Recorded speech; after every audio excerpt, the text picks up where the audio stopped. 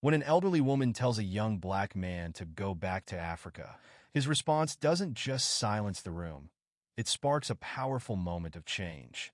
An ordinary trip to the market turns into a life-changing encounter when an elderly woman makes an unsettling remark to a young black man. What he says in response not only shocks everyone around, but also leaves a lasting impression that changes the mood of the entire store. It was a bright afternoon in a small town nestled in the Midwest. The grocery store buzzed with the familiar noise of shoppers making their way through the aisles. The chatter of daily life filled the air as people went about their routines, pushing carts filled with food for the week ahead.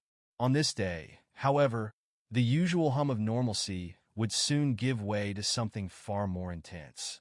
At the far end of the produce section, an elderly woman, her silver hair neatly tucked into a bun and wearing a faded floral dress, picked through the lettuce.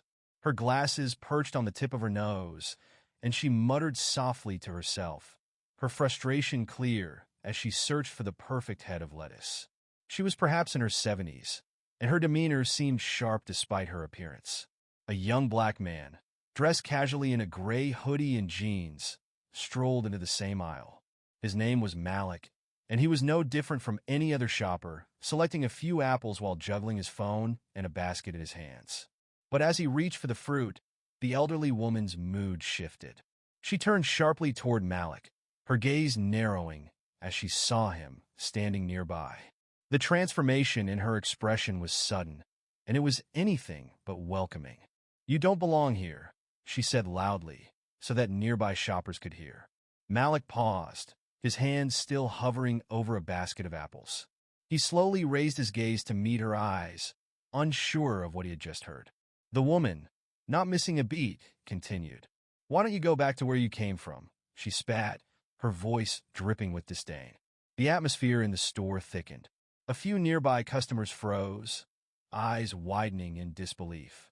The usual background noises of carts and conversation grew distant as everyone in the area turned to look. For a moment, everything stood still, and the weight of the words hung heavily in the air. Malik stood still, his mind racing. His face remained calm, but his thoughts were spinning. What should he do? Should he retaliate? Leave? His eyes remained locked on the woman, and in that moment, time seemed to slow down.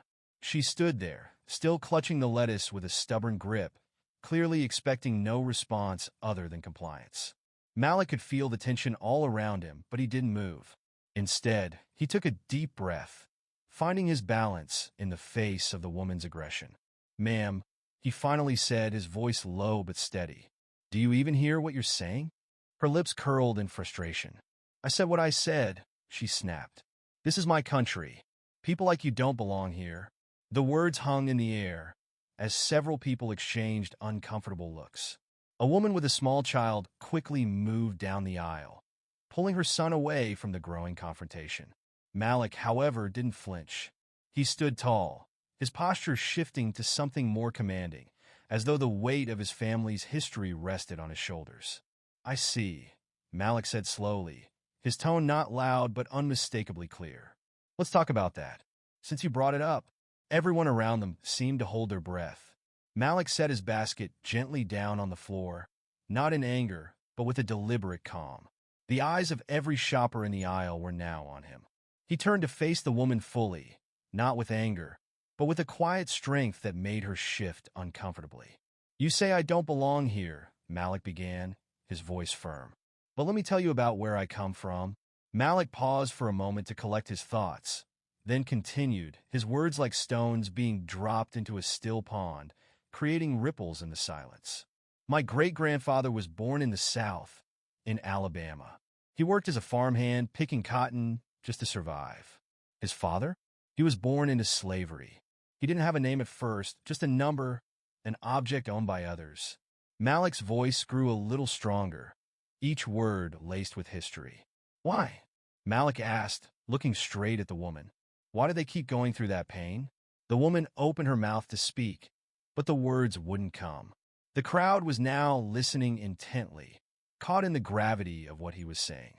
"My grandfather," Malik continued, "served in the military, fought in a war across the world. only to come back and be treated like dirt. He couldn't sit at the same lunch counter as white people, couldn't drink from the same water fountains. But he stayed here, Malik said, his voice softening slightly. He stayed because he believed in the promise of this country, even when this country didn't believe in him. He paused, letting the weight of his words settle over the room. My parents fought too, he added. Not with weapons, but with dignity. They worked hard. My mother's a nurse. She spent decades caring for the sick, for anyone who needed her, no matter their race. My father? He's a mechanic, a man who would drop everything to help a stranger in need. The elderly woman looked down at the floor, unable to respond.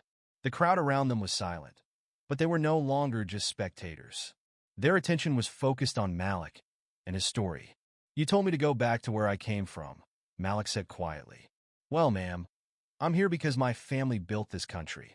We've paid the price, through hardship and sacrifice. The woman's face grew pale. Her hands trembled as she held onto her cart, and she finally opened her mouth as if to apologize, but no words came out. Malik took a step back, his voice ringing through the store. I could have walked away, he said, addressing the group. But walking away doesn't fix anything. Silence won't end hate. It's up to all of us to speak up, to be better.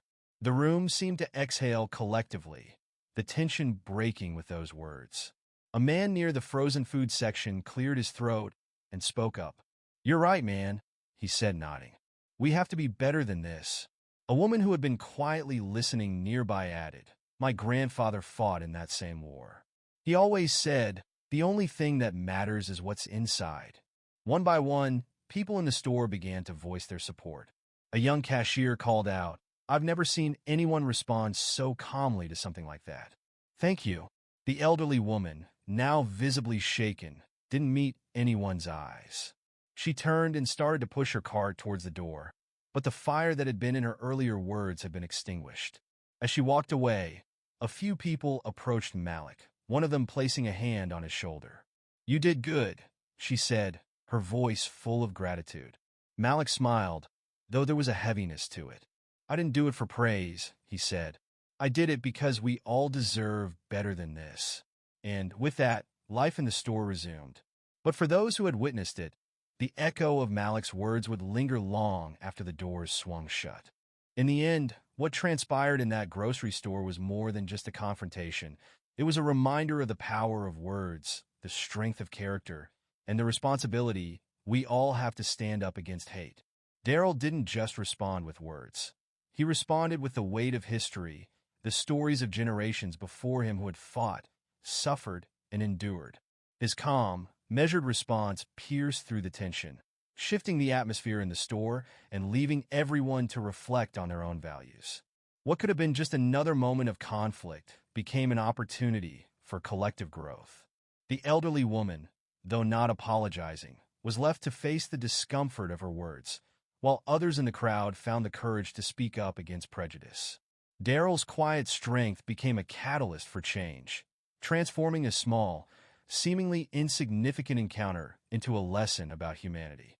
In a world often divided by ignorance and fear, his actions show that it's not about the loudest voices, but the ones who choose to respond with dignity, empathy, and truth.